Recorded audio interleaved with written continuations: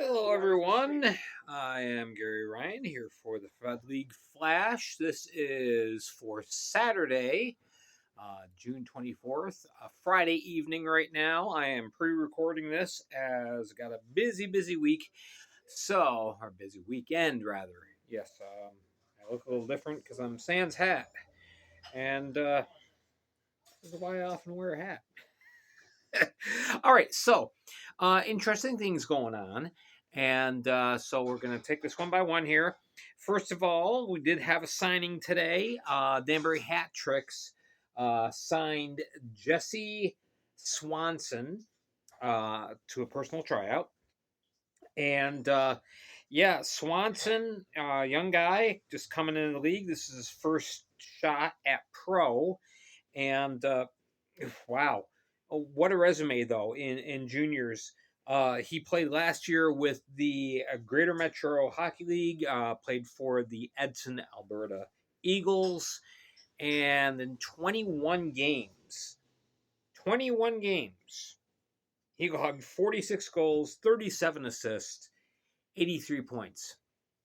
So Danbury is banking on him being able to continue his scoring touch. As we've seen, especially this last year, just because a person comes into the league, doesn't have previous pro experience, just coming in from juniors or Division III college, many of these players are just showing up and they're showcasing their talent and saying, "Hey, I can do this."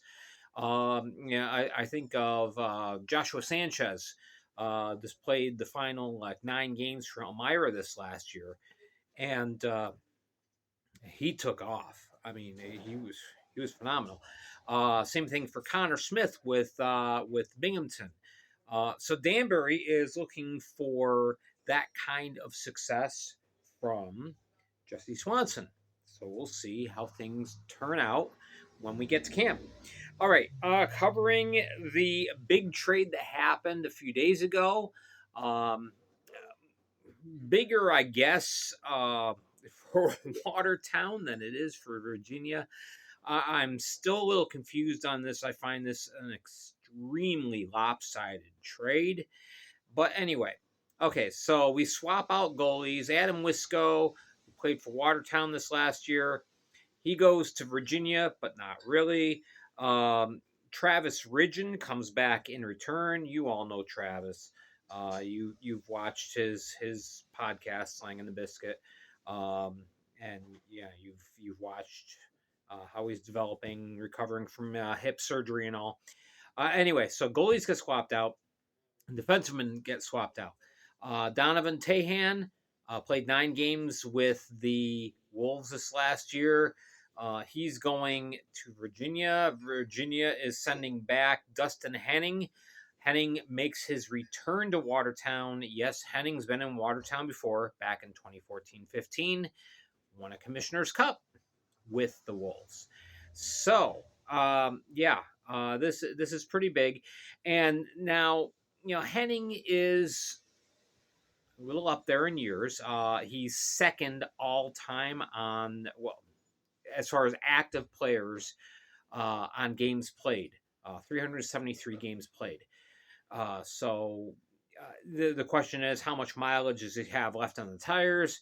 But the question comes, is this a possible coaching scenario as well? That is yet to be discussed. But Henning has done some assistant coaching this last year with the Port Huron Prowlers. He helped Matt Graham out behind the bench. So a lot of people are thinking maybe this solves our coaching problem in Watertown. But regardless, Henning brings a wealth of experience to the Wolves and very solid defensive presence. So, I mean, I'm assuming he's going to be playing, but we'll wait and see. So yeah, that was the really big trade, and then we had a couple other trades as well to prepare for the dispersal draft. Yes, there's the dispersal draft happening on Tuesday. Now that everything is official with Delaware going dormant and not participating this next year, the players, their rights will be uh, transferred to teams selecting them. And I'm sure that most, if not all, of the players that are currently on Delaware's roster will latch on to the teams that select them. Um, there's a little bit of an issue. We'll talk about that in just a second. But anyway, I really like what Elmira has done here. Tyler Jurich, excuse me, of course, was hired as a head coach, helping to make player selections between him and owner Don Kiernan. They're making all the decisions. And so here we go. Elmira decided to get aggressive and say, hey, let's build this roster up. Let's really improve upon ourselves so we can build off of last year and get better. So Elmira has traded for a couple picks. First of all, they traded future considerations, not yet determined, to Port Huron.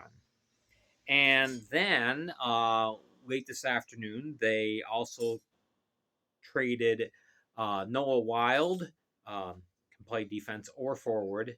Spent most of the time on forward this last year. But anyway, Noah Wild goes to Mississippi for Mississippi's pick, which we'll talk about the picks in just a second here. But apparently, this was partially Wild's request. Noah wanted to be closer to his family and home, and Mississippi is a lot closer to home than Elmira is.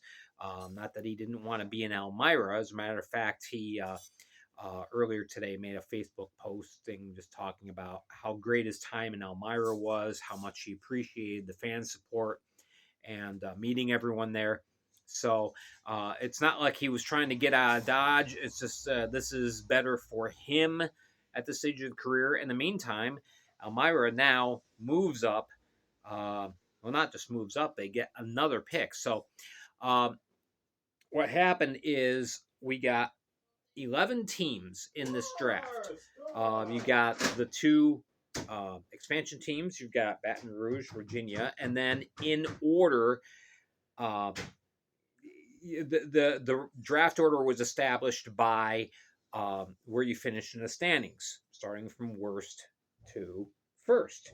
So ninth place team, Mississippi, they'd get the third pick. Then Elmira, Watertown, Port Huron, Motor City, Binghamton, Columbus, Carolina, Danbury. However, now we've got a couple of trades for the picks. So Elmira is going to be making 3 selections this year. And there are a lot of good players on Delaware. Tomorrow, I'm going to do a video trying to handicap the selections, and I'm not exactly rating the players, but I'm gonna, I guess you can say, kind of a mock draft as far as what I think players should go at, and I've got to work at that a little bit. I've still got some prep work to do tomorrow evening, but now the problem is there's 22 picks because it's 2 rounds. The draft is going to be 2 rounds. So you get the 11 teams times 2 is 22. However, Delaware only has 18 players on their roster. So the question was asked of Sarge, okay, first of all, can players pass? Do they have to make a selection? And Sarge said, no, they don't have to. They can say, yeah, we pass. But I can't see why you wouldn't make at least one selection.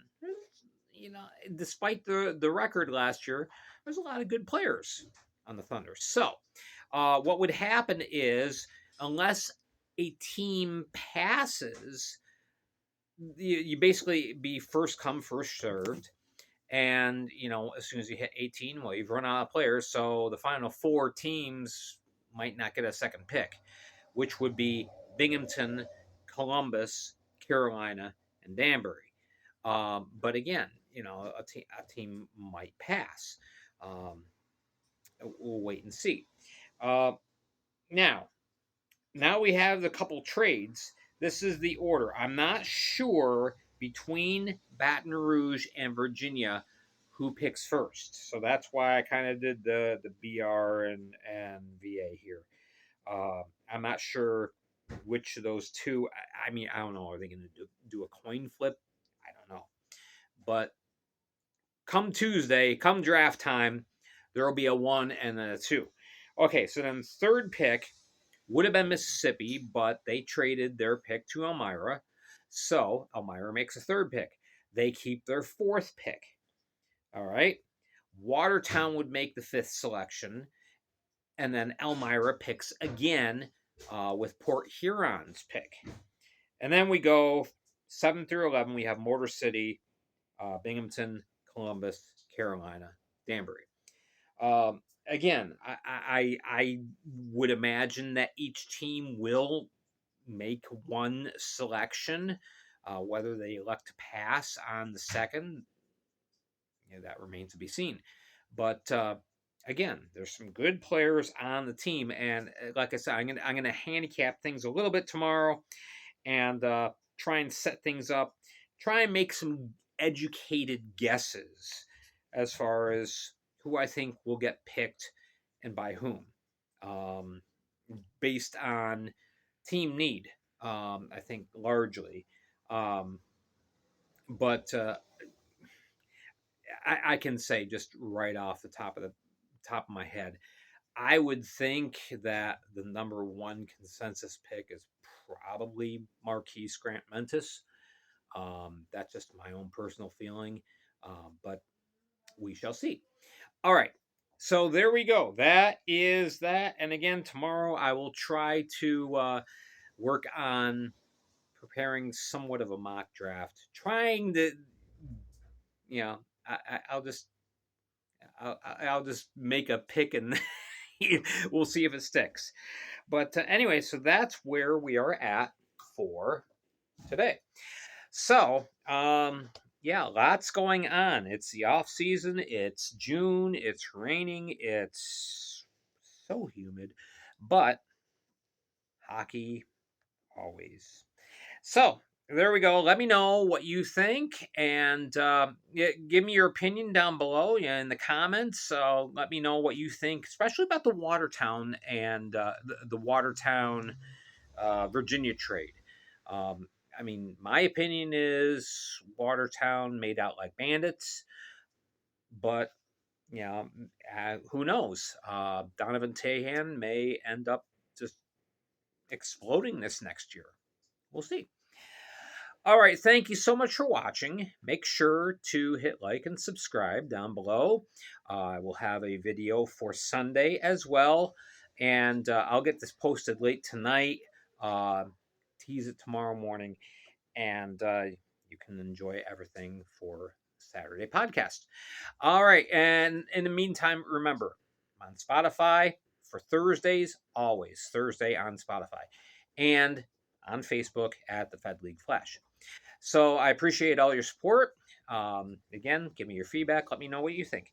We will talk to you next time. Until then, be excellent to each other.